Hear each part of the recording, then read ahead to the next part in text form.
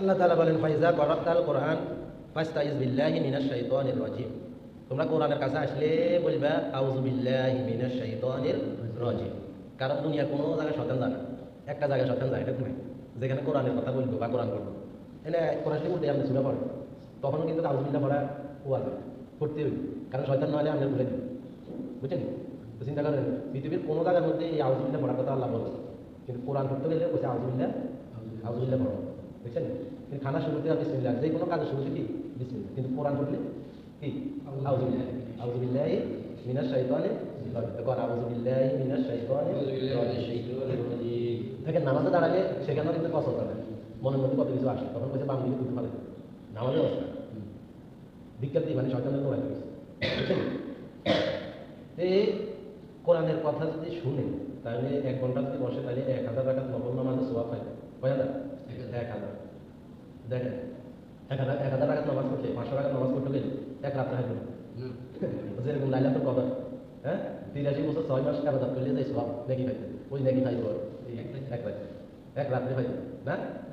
তো এগুলোর একটা বোনাস আছে কিলে আগের মুহূর্তে 900 বছর 1000 বছর বাঁচে, এখন আমরা বাঁচি 100 বছর তো বাঁচি, 60 বছরের বেশি 60 গেলে এবারে টেম্পারেচার এটা যে কোনো মুহূর্তে ইয়ে দিতে পারে, পাঞ্চারে যাইতে পারে।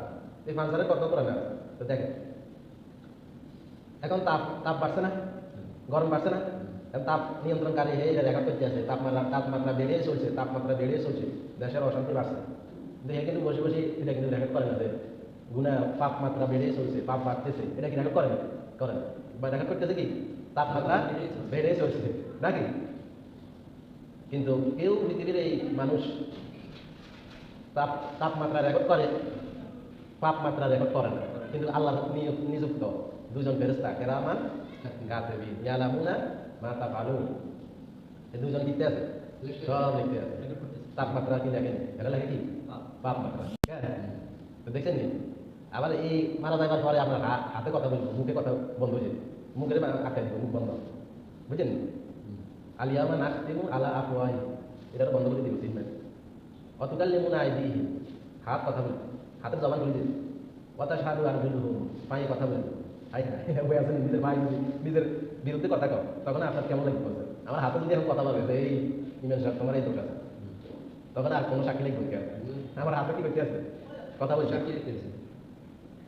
তাহলে মা ইয়ালফিযু মিন কাওলিন ইল্লা লাদাইহি রাকিবুন আতীদ, মানুষের কথা বললে ভালো বলুক মন্দ বলুক, এই কথার কারণে সে জান্নাতে যাইব, এই কথার কারণে সে জাহান্নামে যাইব, এটা ফেরেশতারা সাথে সাথে লিপিবদ্ধ করে। রাকিবুন আতীদ, দুজন প্রহরী আছেন, তারা সাথে সাথে লেখে।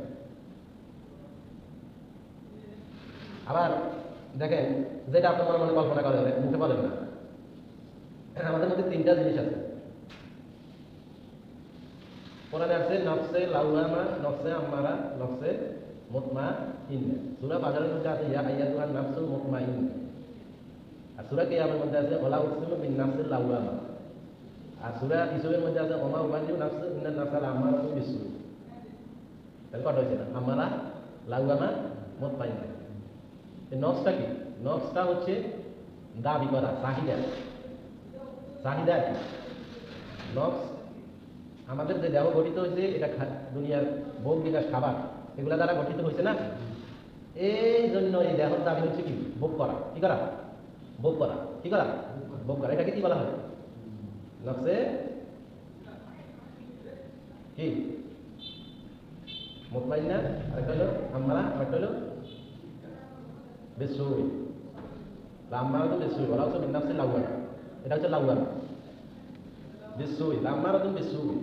নফসে আম্মারা, নফসে আম্মারা, দেহর চাহিদা হচ্ছে ভোগ করা, দেহের চাহিদা হচ্ছে কি? ভোগ করা।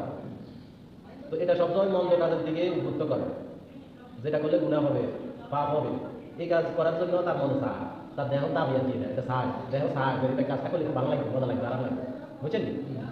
তো বিবেকে কয় না রে এটা তো অন্যায়, এটা তো গুণই, তোর পাপ হইব, তুই আল্লাহর কাছে কি জবাব দিবি? জাহান্নামে তো জল নাই, বুঝলেন? বিবেকে শুধু কইলে হইতো না, এটা দেখার ভিতরে একটা রুহ আছে। কি আছে? রুহটা আল্লাহ দেওয়া আমাদের জন্য একটা উপহার। রুহু কিন্তু অন্যায় কাজের দিকে আদেশ করে না, রুহু হচ্ছে একটা পবিত্র আত্মা, রুহু আল্লাহর দিকে ডাকে। রুহু পবিত্রতার দিকে ডাকে, রুহু ন্যায়ের দিকে ডাকে। তো রুহু নফসে আম্মারা, নফসে লাউয়ামা, নফসে আম্মারা আদেশ করে, নফসে লাউয়ামা সেটাকে কার্যকর পরিণত করে।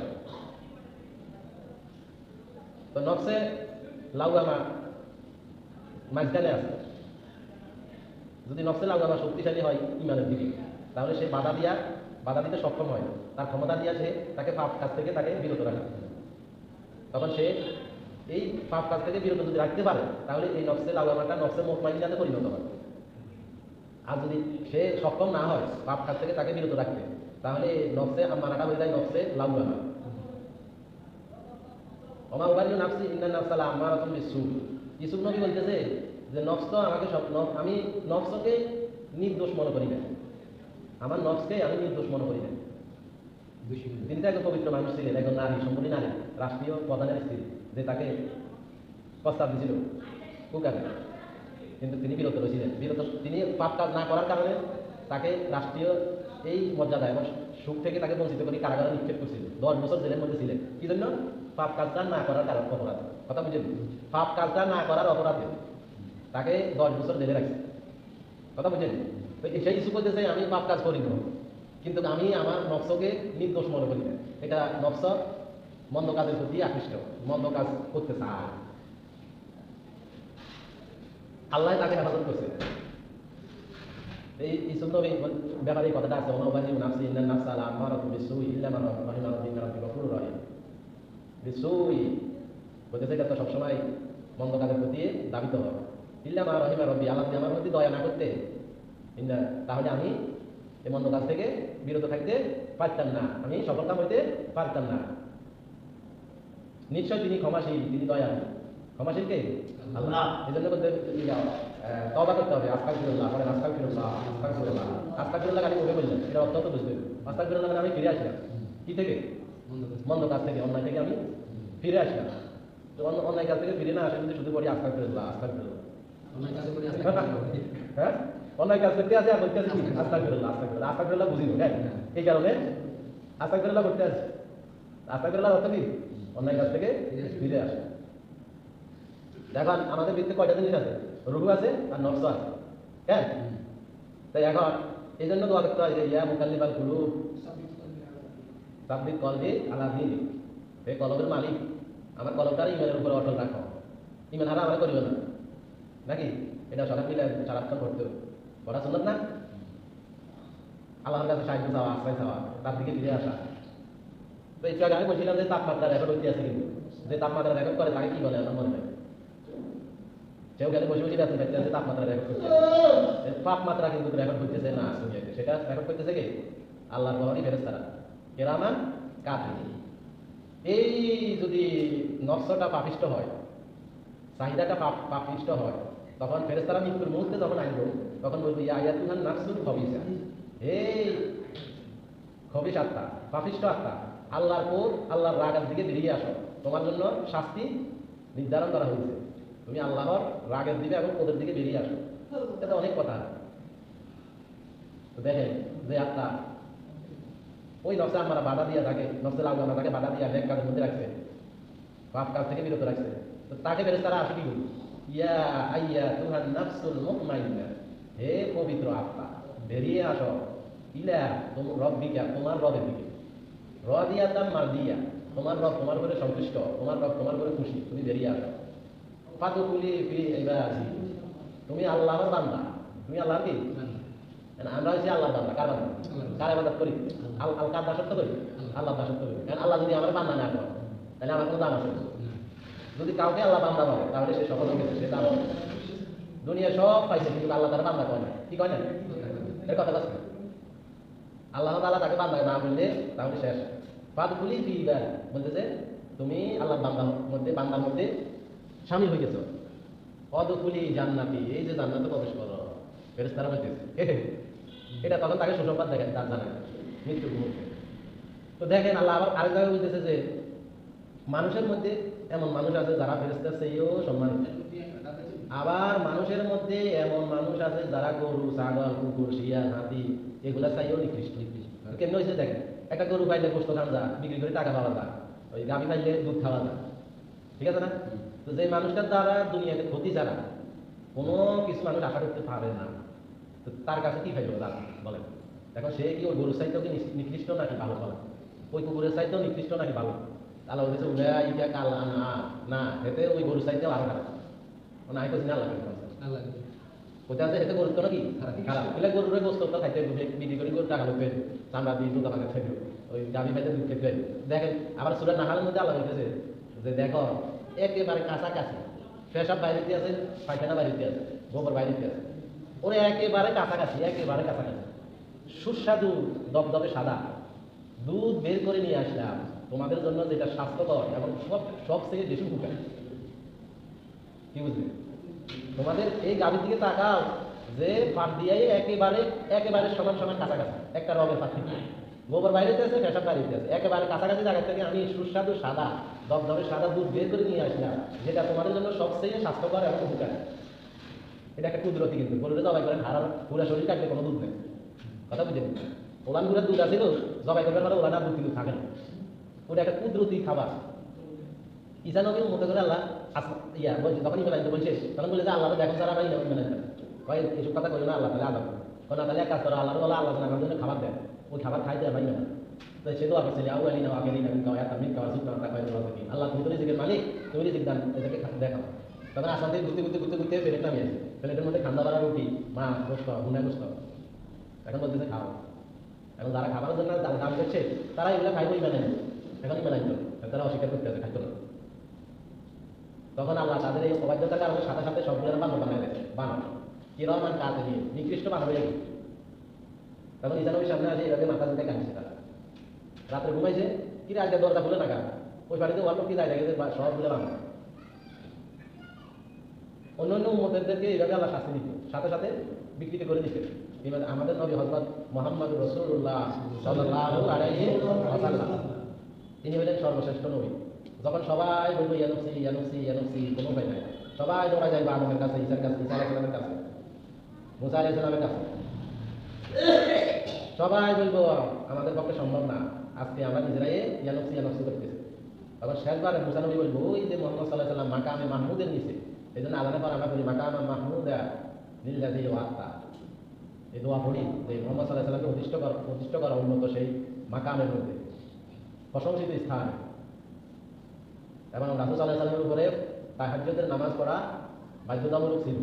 সেখানেও আল্লাহ বলেছেন যে মাকামা মাহমুদা অমিনাল লাইলে ফাতাহাজ্জাত বিহি নাফিলাতাল লাক আসা আইয়া বাসাকা রব্বুকা মাকামা মাহমুদা। আপনি রাতের শেষ অংশে বেশি অথবা কম সময় কোরআন তেলাওয়াত করেন, আপনাকে মাকামে মাহমুদা পর্যন্ত পৌঁছাই দেওয়া হবে, সর্বোচ্চ সম্মানিত স্থানে আপনাকে পৌঁছাই দেওয়া হবে। তখন সাহাবায়ে কেরাম রাতের বেলা তাহাজ্জুদের নামাজ পড়া শুরু করলেন, তারাও দাঁড়িয়ে থাকতে থাকতে অসুস্থ হয়ে যেতেন। তখন নবীজি বললেন তোমরা আমার মতো পারবে না। নবীজি এক রাকাতে এত সময় দাঁড়াইতেন, পা গুলা ভুলে যাইত, পা থেকে রক্ত পর্যন্ত বেরিয়ে যাইত, এত বেশি কষ্ট করতেন।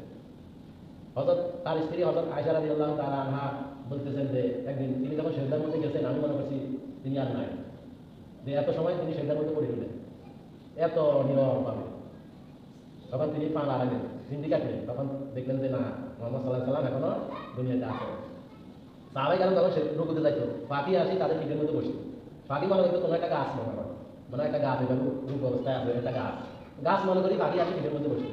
তো তারা নামাজ পড়ছে, আমরা হযরত আলী রাদিয়াল্লাহু তাআলা আনহু তিনি যখন বলতে গেলেন তার পায়ের মধ্যে তীর ঢুকছে, এত বিষাক্ত তীর, দৌড়লে শিক্ষা মানে কোনোভাবে এটা করতে পারে না।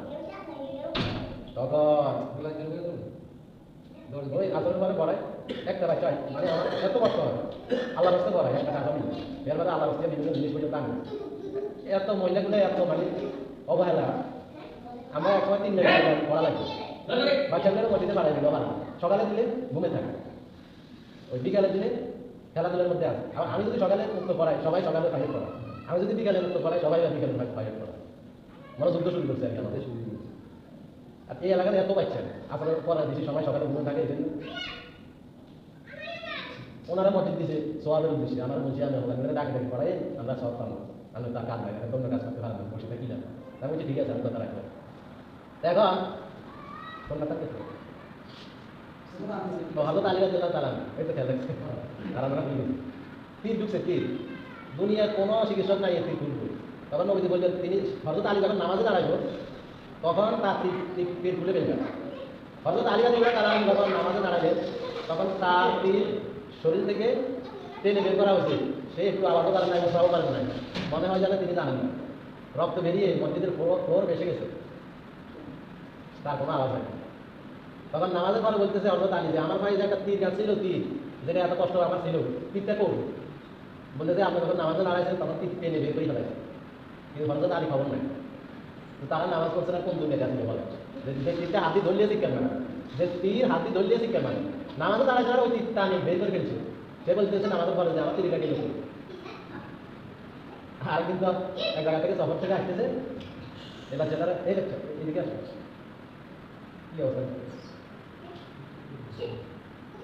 তখন তিনি একটা লোককে বলতেছেন আমার ঘোড়াটা লাগাম ধরে দাঁড়ায় দেখো যে নতুন মসজিদে 2 রাকাত নামাজ আদায় করবে বলতেছে আপনি খেয়ে আমি তো বুঝি এটা লোকটা বেশি সুবিধা না হয়তো আলিকে চিনে না যে মানুষটা ভালো একজন মানুষের চিনে না হিন্দি আর ভালো মানুষ আরেকজন আসতেছে বলতেছে আমার ঘোড়া লাগাম ধরো আমি তো 2 রাকাত নামাজ তালা আদায় করবো তো আমার চিনি ওরা কি করেন আমরা চিনি কি মানে আমাদের চিনি মানে আরো যদি তৈরি করতে আছে মনে মনে মনে ব্যবসা একটু খারাপ হয়ে যাবে এতে কোনো উদ্দেশ্য আছে কাজে থাকে তো আমি আপনি ইমান জানাবো লাগাম ধরে দাঁড়াইছে হয়তো তার নামাজ দাঁড়াইছে এটা তো মানে আছে আজকে আমি শুরু করি নামাজে দাঁড়াইতে আর দুনিয়ার খবর নাই আল্লাহ দিয়ে আছে আমি যদি ওগুলো জানি না ওরা টানতে আছে ওরা জানে বুঝছেন ওদিন ওরা যখন আমরা যুদ্ধ শুরু করছে থাকবো না যেমন ওনার যে রশিদও তো একটা মূল্য আছে রশি তো আর ওরা ধরে রেখে থাকতো না তো রশি খুলি লাগাম খুলি ঢুকেছে নিয়ে বাজারে নিয়ে দেখছে 5 টাকা 2 টাকা এখন হযরত আলী রাদিয়াল্লাহু তাআলা মসজিদ থেকে নামাজ পড়ে বাইরেছে ঘোড়াতে দাঁড়া গেছে আমাকে একটা সাহায্য বুঝছেন এখন লাগাম তো দুটা বাজার সব কিছু কোনো জায়গায় লাগাম না হাজার ঘোড়া যাইবে ঘোড়া তো লাগাম দিই বাইরে আসলে ঘোড়া দৌড়াবে এখন এই ঘোড়া নিবো কেমনি বাজারে গেছে লাগানো ওই 2 দেড়হাম আবার মনে মনে হযরত আলী রাদিয়াল্লাহু তাআলা নিয়োগ করছে যে নামাজ পড়ি বাইরে হলে সে এই 2 দেড়হাম ওই ব্যক্তিকে দান করবে যে তার ঘোড়া লাগানো না লাগে এখন সেই নবীদের কাছে এটা বলছে আর কি যে দেখেন এই ঘটনা সে তো হালাল ভাবে 2 দেড়হাম পাইছে মসজিদ থেকে নামাজ পড়ি বাইরে হলে তো হযরত আলী তার কত দেড়হাম এখন 2 দেড়হাম পাইছে কিভাবে চুরি করে পাইছে এখন বাজারে দেখেছে তার ঘোড়ার ওই লাগাম ছাড়া বাজার আর কোনো লাগাম নাই ওটাই আছে বললো যে এটা তো আমার লাগাম এটা করেছে ভাই একটু আগে এখন 2 দেড়হাম বিক্রি করে গেছে তো দেখেন যে 2 দেড়হাম ওই ব্যক্তিরা হযরত আলী রাদিয়াল্লাহু আনহু দিতেন সেই 2 দেড়হাম দিয়া ওই লাগাম আবার কয় করছে তো ওইটা দিয়ে ঘোড়া নিয়ে বাসায় আসে তো দেখেন এখন সেই চোরে চুরি করি বলে লাভ হলো না দশ যেটা 2 দেড়হাম এমনিতে থাকি কিন্তু তার ওই যে নফসের কথা এত কোনো বাস করছিল নফসের তো না হেঁটে গিয়েছিল তার নফসে করতে আছে তুই এই শুধু হাত ছাড়া করেছিলেন এখন দেখেন আমাদের সমাজে আমরা সবসময় বলি ইনসাফ ভিত্তিক সৎ একজন সরকার দরকার সৎ একজন এমপি দরকার মন্ত্রী দরকার মেম্বার দরকার জনগণ যদি সৎ না হয় সৎ সরকার কই দেবে সৎ জনগণের জন্য ইনসাফ ভিত্তিক জনগণের জন্য সমাজের জন্য পরিবারের জন্য যে একজন সৎ যোগ্য সরকার প্রেসিডেন্ট বা এমপি মন্ত্রী নাকি এই জন্য দেখেন ইসলামী আন্দোলন হচ্ছে যে সব কিছু চলতে আছে কিন্তু বছরের পর বছর শত বছর চলে যায় কিন্তু ইসলামী হুকুমত আসতেছে না কারণ ইসলামী হুকুমত আগে ঘরের মধ্যে আসতে হইব মসজিদ আগে সমাজে আসতে হইব ইউনিয়নে আসতে হইব হ্যাঁ জেলার মধ্যে আসতে হইব তারপরে এসে আপনার রাষ্ট্রের মধ্যে যাইব নাকি তো এটা তো চাওয়াটা আমাদের প্রত্যেক মুসলমানের আপনার অধিকার আছে না মুসলমান হিসাবে যে ইসলামী হুকুমত চাওয়া এটা তো আমাদের ইমানি দায়িত্ব বা অধিকার আমাদের আছে নাকি অধিকার আমাদের নাই এই ঠিক আছে ইসলামী হুকুমত এটা চাওয়া প্রত্যেক মুসলমানের অধিকার আছে কিন্তু তারপরও আমরা মুসলমানের দেশে ইসলামী হুকুমত কেন নাই কারণ আমরা বাপ আসলে মুসলমান দাদা আসলে মুসলমান ওই সিলসিলার জন্মদাত্রভাবে আমি মুসলমান কিন্তু এমন মুসলমান ওই রাস্তা আমি হাঁটি যাইতেছে সালাম দিতে সরম লাগে তার চেহারা ছবিদের মধ্যে মুসলমানের কোনো চিহ্ন নাই তারা আরেকজনে সালাম দিবে এটা সরম লাগে এতে কি মুসলমান নেই মুসলমান না কি বোঝা যাবে সালাম দেওয়ার কোন বিপদ হবে তারা আগে যাবি না কথা বুঝছেন তো অনেক সময় সালাম দিতে না চাইলেও তাকে দেখি মুখে দিল সালাম দায় দিলা সালাম আলাইকুম তার চেহারা ছবিদের মধ্যে দিলা দিনদারিত্ব আল্লাহ আল্লাহ রাসূল দিনের চিহ্ন বোঝা যায় তখন সে বলে সালাম আলাইকুম আবার এমন লোক আছে মুসলমান তার চেহারা ছবি দেখি সে সালাম দিতে বলে কথা বুঝছেন আবার কারণে আবার দেওয়া হয় সালাম দেয় এতে সালাম না দিলে আমার ক্ষতি করি তো অসৎ লোক দায়িত্ব পাই ফাসেক লোক ফাসেক বুঝেননি পাপিষ্টকে ফাসেক বলে গুণাগার শরীয়ত মুসলমান কিন্তু শরীয়তের নিয়ম মানে চলে না, তাকে বলা হয় ফাসেক, পাপিষ্ট। এই পাপিষ্ট ফাসেক সমাজের মেম্বারও যাইব, এমপিও যাইব, মন্ত্রীও যাইব, আমাদের বাসায় আমি বলতেছি। তখন তোমরা অপেক্ষা করিবা আল্লাহ আযাবের জন্য। যেরকম একটা সুবহানাল্লাহ আলহামদুলিল্লাহ বলার জন্য যে এগুলো ব্যবহার করে, এগুলো কি বলে? তসবিহ। তসবিহ দ্বারা সেরে গেলে যেরকম একটার পর একটা নিচে পড়ে, ঠিক আসমান জমিন এভাবে ভেঙে চুরে টুকরা হয়ে পড়বে, ভূমিকম্প হবে, পাহাড়গুলো ধসে পড়বে, এভাবে মানুষ ধ্বংস হইল এবং আসমান জমিন ফেটে শূন্য বিচ্ছিন্ন হয়ে ওই মালা সেই সুতা ছিঁড়ে গেলে যেরকম তসবিহ তারাগুলো একটার পর একটা পড়ে যায়, আসমানগুলো ভেঙে টুকরা টুকরা হয়ে একটার পর একটা পড়বে। এভাবে তোমরা কিয়ামতের জন্য অপেক্ষা করি। যখন সব আলামত প্রকাশ পেয়ে যাবে তখন আল্লাহ তাআলা আযাব দিবে। তো মনে করি না যে আযাব দিব হয়তো কিয়ামত করবো, আমি মারা যাবো, সন্তান মারা যাবো, কবে আমার বেরিয়ে আসবে, আমি তো আমার দ্বারা আযাব দিতে না। তো কিয়ামতের আযাব আমাদের কিয়ামত কি? মৃত্যু হয়েছে, এই কিয়ামত শুরু হয়েছে। কোনো ব্যক্তির যখন মৃত্যু ঘটে এই তার কিয়ামত। কথা বলছেন, এটা মনে রাখবেন। আকসিরু যিকরা হাযিহিল লাযাতিল মাউত। দুনিয়ার এই স্বাদ বুঝেন, স্বাদ এই সব ধ্বংস করে দিব কে? এই মরণ, এই মৃত্যু দুনিয়ার সব স্বাদকে ধ্বংস করে দিবে। সব শেষ, finish. This is the finish, একেবারে সব ধ্বংস, সব স্বাদ ধ্বংস করে দিবে। আর কোনো স্বাদ লাগবে না, আর স্বাদ নাই, সব শেষ। মনে করছি আরেকটা ঘটনা বলবো, ওই লক্ষ্য মোতমাইন্না আর তার রুহের কথা বলতে হবে, আর রুহের কথা এখন শেষ করে দেবে। আচ্ছা যাক, এদিকে যাই আরেকটা ঘটনা সংক্ষেপে বলছি। সূরা আমাদের কোরআন শরীফের মধ্যে সূরা আছে কবে? 100 কত? 14টা। তার মধ্যে একটা সূরা আছে, সূরার নাম লাহাব। এই যে একজন মানুষের নাম, ব্যক্তির নাম, কুরাইশ গোত্রের, তিনি ছিলেন নবীজির চাচা। ওই গোত্রের মধ্যে একজন নারী ছিল, যে নারীটা বিশ্ব সুন্দরী, তাকে বলতে উম্মে জামিল। এই বাচ্চাগুলো আসর করে আসে না, আসতে পারে না, সেটা করতো। এখন মসজিদে আসে শতানি করতে, ওই মাগরিবের সময় আসে, জোহরের সময় আসে, মানে সাদা গোছা পাড়া যা নামাজ পড়ে, নামাজ পড়া তো শিখে আগে শিখতে পেয়েছে। শিক্ষাটা হলে বড়, যেরকম নারীরা শিক্ষকের সামনে দায়িত্ব পাইবে, কেন? দিনী শিক্ষা অর্জন করা খরচ, এই জন্য উপযুক্ত মেয়েরাও শিক্ষকের সামনে দায়িত্ব পাইবে। পর্দাটাও তো খরচ, ওই শিক্ষার জন্য শিক্ষকের সামনে দায়িত্ব পাইবে। এই জন্য আগে খরচ হচ্ছে শিক্ষা অর্জন করা। শিক্ষা না অর্জন করলে আমাদের ধর্ম আর সার্বভৌমত্ব এটা রক্ষা করা সম্ভব না, শান্তি শৃঙ্খলা বজায় রাখা সম্ভব না। এখন এই উম্মে জামিল সুন্দরী, তার জিহ্বার এত বাক ভঙ্গি ছিল, এতবার সুন্দরভাবে কথা বলতে থাকতে, তার কথায় প্রভাব করতে, এবং তিনি ছিলেন সবচেয়ে সুন্দরী। তিনি আবু লাহাবকে বিয়ে করেছেন তার বাপ মূর্তি প্রভাব ক্ষমতা ধরে রাখার জন্য। তিনার সর্বোচ্চ ক্ষমতা ছিল ওই মক্কার মধ্যে, তার স্বামী আবু লাহাবের সর্বোচ্চ ক্ষমতা ছিল ওই মক্কা শহরে। এই সর্বোচ্চ ক্ষমতা, এই নারী, এই পুরুষ সর্বোচ্চ ক্ষমতা ইসলামের বিরুদ্ধে ব্যবহার করেছে। বলছিলাম বিস্তারিত বলতে অনেক সময় লাগবে। বাড়িতে জানা থাকেন তো ওয়াজ করা কি হবে? যদি আপনারা ওয়াজ না শুনেন তাহলে আমাদের এখানে কেন কথা? আমার তো ওয়াজ করার এত সামনে দায়িত্ব একটা দিয়ে দিয়েছেন, এখানে বসে ওয়াজ করুন। আপনারা আগে দেখছি বিরোধী মসজিদে আসছে কথা বলে, এখন লাগুটা বন্ধ হয়েছে।